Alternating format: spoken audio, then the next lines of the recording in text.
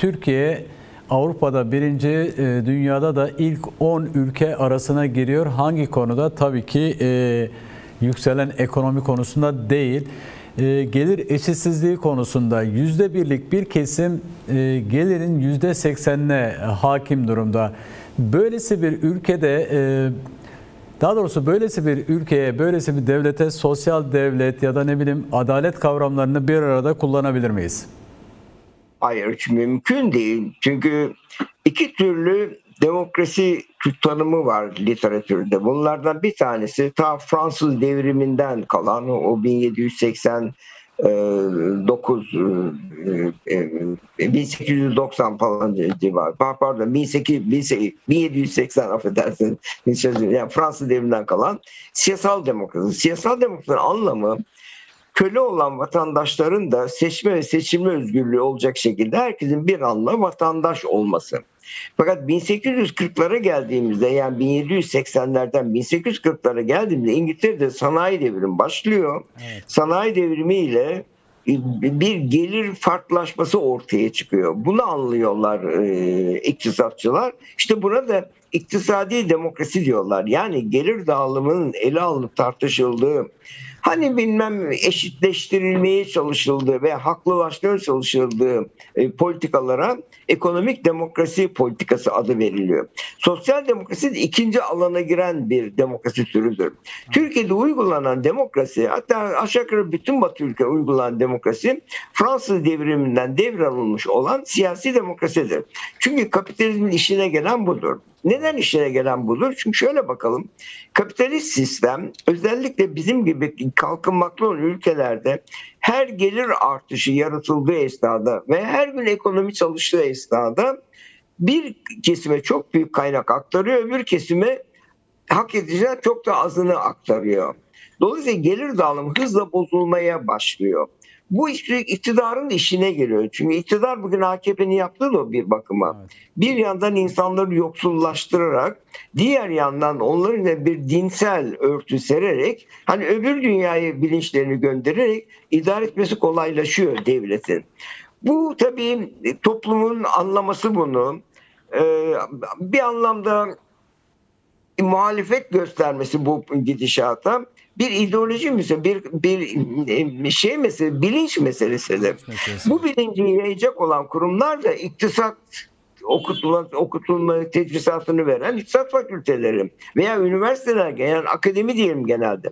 Fakat işin garibi, akademi de bir üst yapı olduğu için sermayenin veya güçlü elitlerin emri altında çalışan kurumlardır. Şimdi böyle bir açmazla karşı karşıya. Türkiye tam da bu durumla karşı karşıya. Çok fazla bir emekli var Türkiye'de. Bu da şeyden kaynaklandı. Bunu da bir miktar özetleyeyim. Türkiye'de nüfus artış hızı tasarruf ve yatırım artışının üstünde gelişti. Evet. Dolayısıyla işsizlik ortaya çıkmaya başladı. Hatta biraz hatırlarsanız bilmem şeyler oluşturulmaya başlandı. Süper emeklilik falan gibi daha çok özel dönemlerinde başladı. İnsanlar hızla emekli edilip onlardan boşalan yerleri yeni gelen nüfusu doldurmaya çalıştılar. Evet. Fakat bu da yetmedi. Dolayısıyla bugün elimizde çok büyük bir şey var. Bir emekli kitle. Hatta çok genç yaşta oluşmuş emekli kitle. Bugün insanlar neredeyse 55 yaşında emekli oluyor. 55 yaşında emekli olur mu? Yani bu en az 75'e 80'e çekilme. Hele bugün yaş profilinde. Ama böyle bir emekli sistemi var Türkiye'de. Bu da büyük bir sorun yaratıyor. Milli gelirden büyük pay almaya başlanıyor bunlardan. Bu emeklilik sistemiyle. Bu da tabii sermayeyi aktarılacak kaynağı azaltmaya, tasarrufları azaltmaya başlıyor. Yani böyle bir çelişki içinde Türkiye maalesef savruluyor. Ve şu anda çıkış yolu pek fazla gözükmüyor. Şu var çıkış yolu. Bir adil vergi sisteminin yapılması, sermayeye, bu biraz evvel bir arkadaş yap işlet devret, kamu özel ortaklığıyla inanılmaz boyutta sermaye aktarımı veya kaynak aktarımından vazgeçilmesi, devletin etkin kamu kuruluşları oluşturması, oradan oluşacak karların bütçeye koyularak işte sosyal ödemelerde kullanılması gibi çok değişik bir reform tasarılarının gündeme getirilmesi lazım. Ama bunu da ne acıdır ki muhalefet liderlerinin konuşmalarında da görmüyoruz. Evet. Sadece sızlanıyoruz biz. İşte yoksulluk sınırının altındayız, açlık sınırının altındayız. Güzel de peki onun politikaları ne olması lazım? Yani bugünkü durumdan şikayet etmek, bugünkü durumu durmadan yansıtmak başka bir şey. Ama bu aynı zamanda bunun tedavi yöntemlerinin belirtilmesi gerekiyor. Bu da muhalefetin işi. Böyle bir şey de maalesef göremiyoruz şu anda. Evet, şimdilik evet. Şimdi AKP iktidarı dönemlerinde ki önceki iktidarlar döneminde de benzer durumlar vardı. Gelirin %80'i %1'in elinde, geri kalanı ise ancak ve ancak %20'sini sağlayabilmiş durumdalar. Şimdi banka hesaplarına bakmışlar. Banka hesaplarına göre bir rapor hazırlanmış. Bu rapora göre deniliyor ki toplam mevduat neredeyse %80'i zenginlerin, %1'lik kesimin banka hesaplarında yatıyor.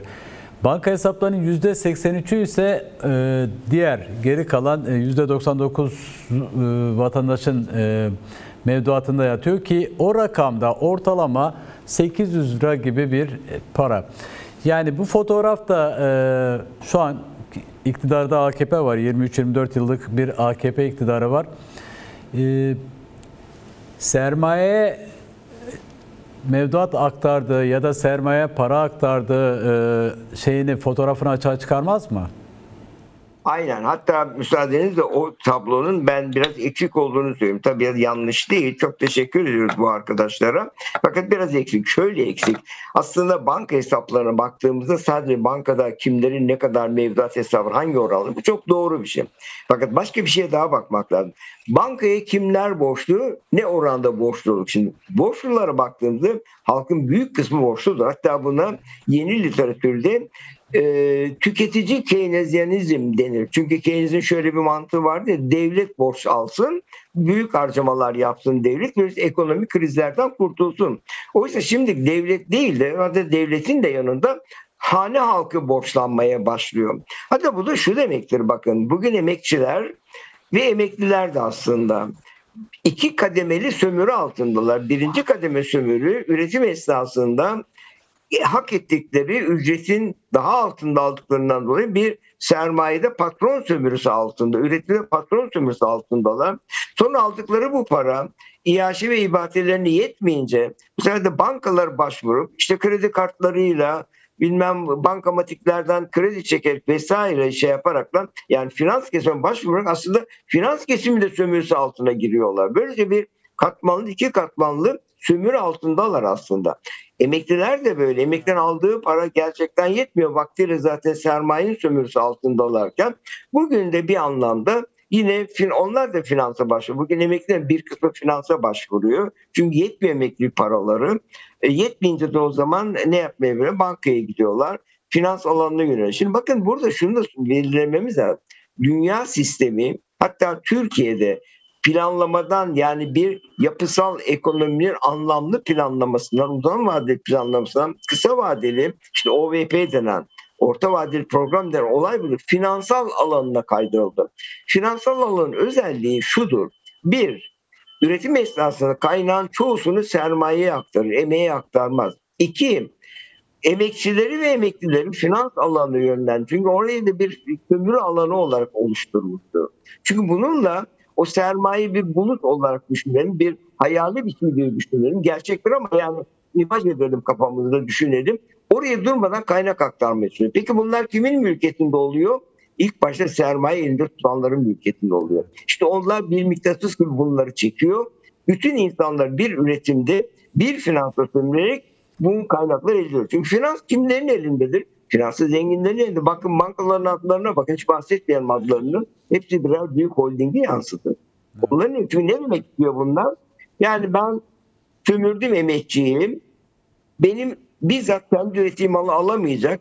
Ama ben onunla aktardığım parayla bir finans kurumu kurayım, işte banka kurayım. Gelsin benden bir de kredi alsın. Evet. Krediyle hem bu malı alsın hem de bir de o kanaldan bana bir de faiz aktarımı yapsın. Evet.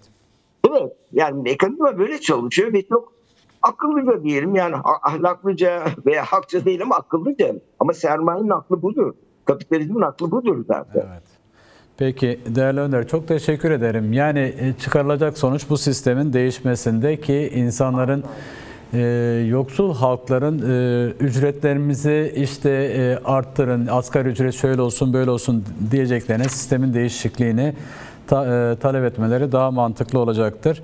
Tabii de bir şey aklıma müsaade, son bir şey söyleyeyim. Yani çok haklısınız. Yani bu sistemle bunlar olamaz. Yani iyi olamıyor demekle olmaz bu iş. Ama önce anlamak sistemi, bilinçlenmek ve bilinçle bir siyasi hareketle ayağa kalkmak. Ben bunu söylemek istiyorum.